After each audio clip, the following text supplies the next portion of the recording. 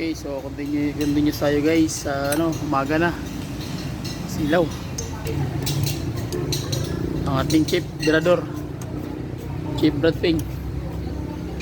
So magka-timing na tayo, tuturo ko sa inyo yung tamang setup ng timing. So ayan na, naka-setup na yun guys.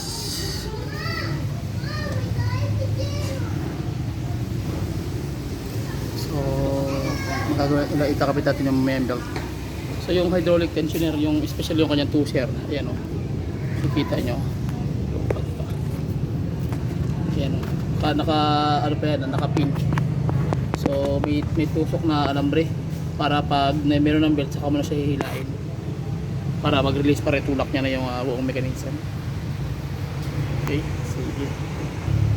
So kabit na natin yung lock guys. Dilim, maulang ilaw ah.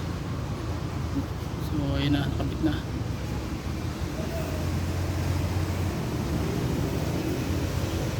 Siya, kabit. So mamaya pag makabit na natin yung buong mechanism, iano na natin yung niya, timing. Okay?